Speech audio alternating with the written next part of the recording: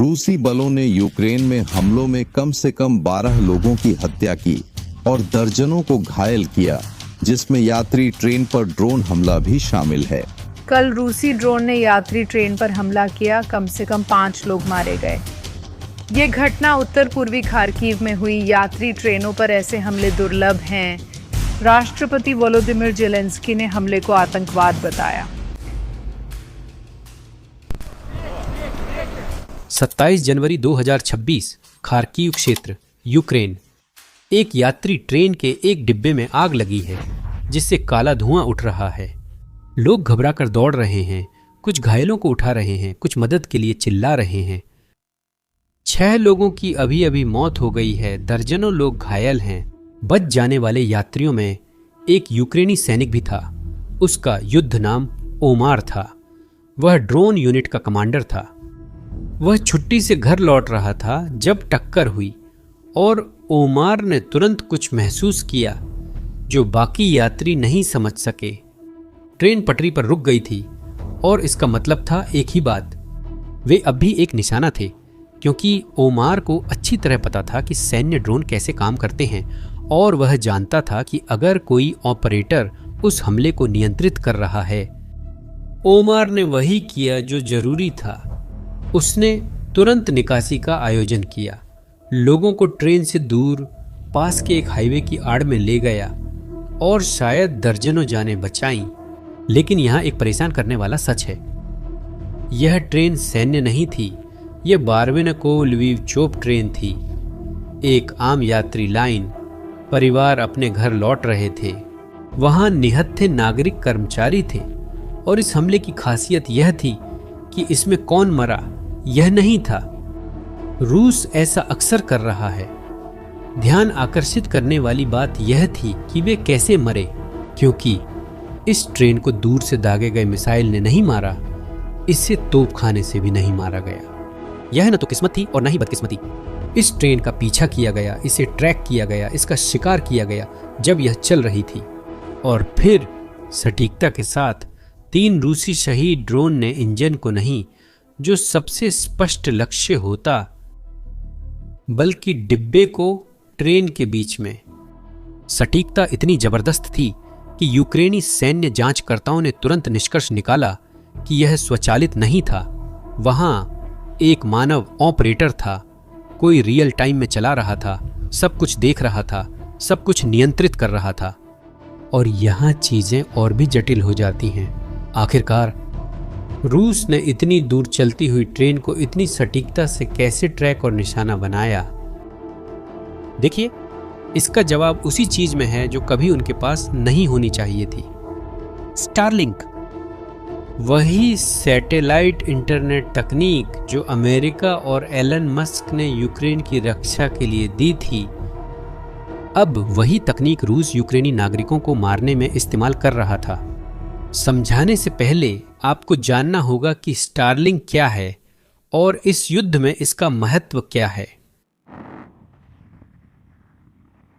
हम satellite internet system की चर्चा कर रहे हैं। ऐसे सोचिए, आपके पास एक छोटी सी एंटीना है, उसे बिजली के सॉकेट में लगाइए और धरती के चारों ओर घूम रहे हजारों सैटेलाइट्स के जरिए आपको कहीं भी तेज इंटरनेट मिल सकता है। 2022 में रूस के हमले और मोबाइल टावर, इंटरनेट केबल्स नष्ट होने पर एलन मस्क ने यूक्रेन को स्टारलिंक दिया। अचानक यूक्रेन वासियों के पास इंटरनेट काम कर रहा था, जिससे सैन्य समन्वय संभव हुआ। सब कुछ नष्ट होने के बावजूद स्टारलिंक यूक्रेन की रक्षा की रीढ़ बन गई। लेकिन जब यूक्रेन इस तकनीक का इस्तेमाल अपनी रक्षा के लिए कर रहा था, रूस में कहीं सैन्य इंजीनियरों के दिमाग में एक विचार आ रहा था। शायद उन्होंने सोचा, क्या हम भी इस तकनीक का इस्तेमाल कर सकते हैं? आइए फिर उसी ट्रेन पर लौटें, क्योंकि यह घटना इस सवाल का जवाब है। देखिए, रूसी ड्रोन बेसिक जीपीएस से चलते हैं। लॉन्च से पहले कोऑर्डिनेट्स सेट करते हैं और ड्रोन खुद उड़कर वहां पहुंच जाता है। यह स्थिर लक्ष्यों पर काम करता है, लेकिन लक्ष्य हिलने पर ड्रोन चूक जाता है। स्टारलिंक के साथ स्थिति बदल गई। सब कुछ बदल जाता है। अब एक रूसी ऑपरेटर ड्रोन कैमरे की लाइव फीड देख रहा है।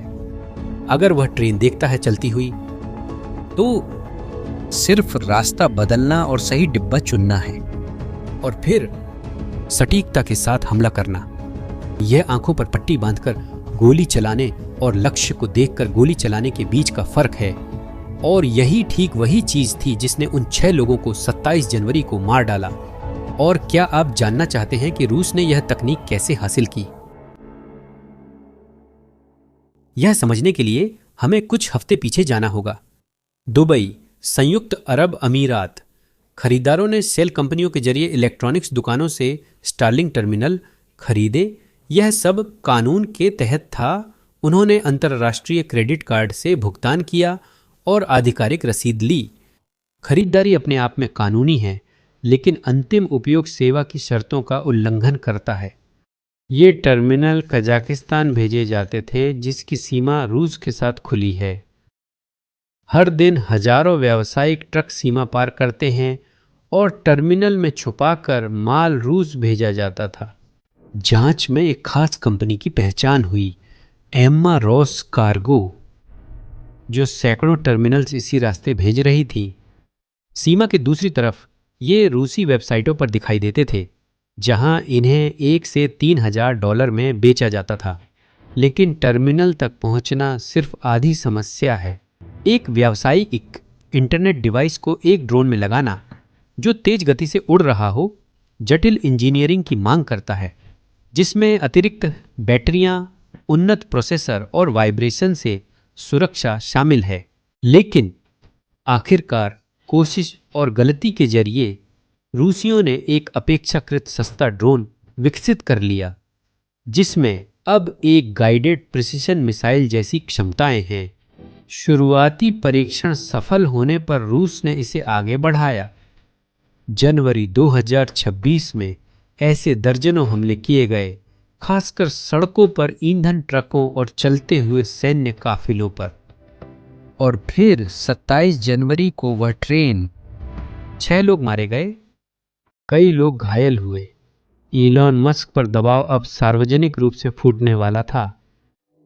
तनाव अपने चरम स्तर पर पहुंच गया था। पोलैंड के विदेश मंत्री राडोस्लाव सिकोर्स्की ट्विटर खोलते हैं और एलन मस्क के लिए एक कड़ी संदेश पोस्ट करते हैं। उन्होंने कहा, युद्ध अपराधों से मुनाफा आपकी ब्रांड को नुकसान पहुंचा सकता है। संदेश साफ है, आप तकनीक से हत्याओं की अनुमति दे रहे हैं, कुछ करें।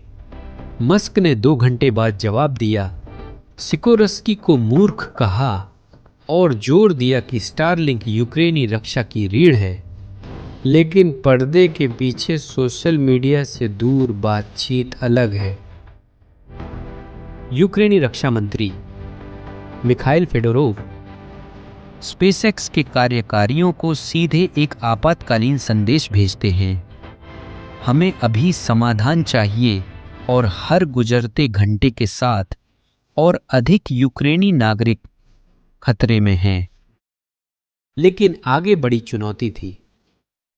एक नागरिक कार में स्टारलिंक टर्मिनल और मिसाइल में लगे टर्मिनल में अंतर कैसे पहचाना जाए?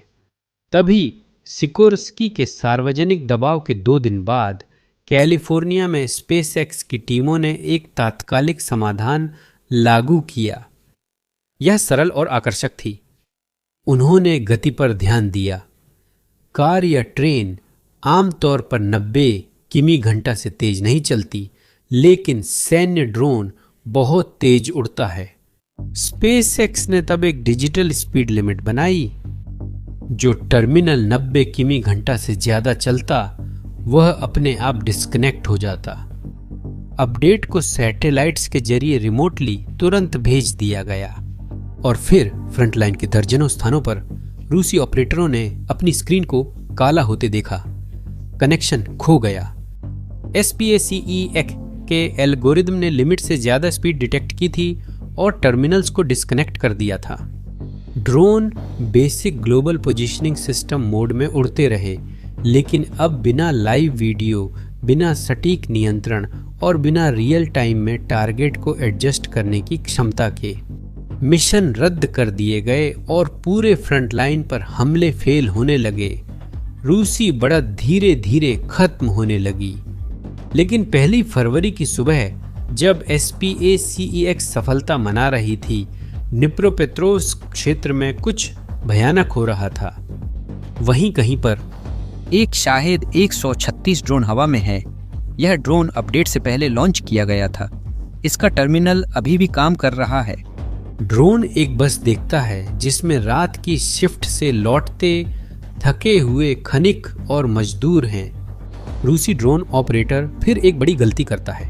वह वाहन को सैन्य लक्ष्य के रूप में पहचानता है, फिर दिशा बदलता है और बटन दबा देता है। 12 आदमी मर जाते हैं, 15 गंभीर रूप से घायल हो जाते हैं।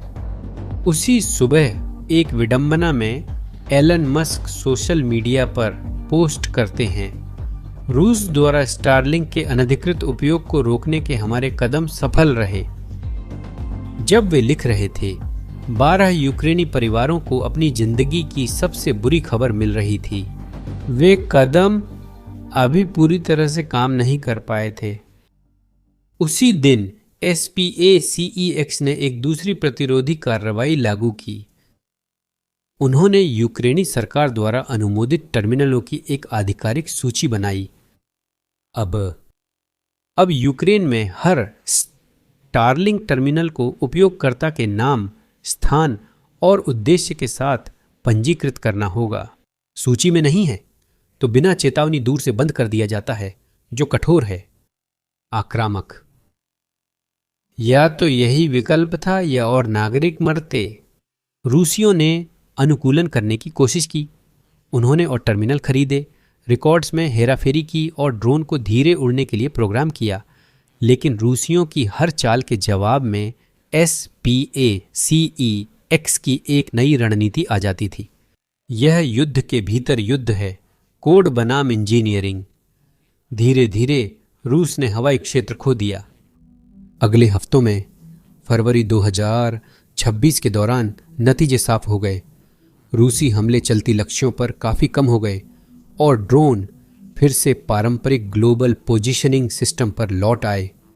जनवरी की स्पष्टता खो गई और वह ट्रेन भी जिसका जिक्र शुरू में किया था, तो वह फिर से सामान्य रूप से चलने लगी।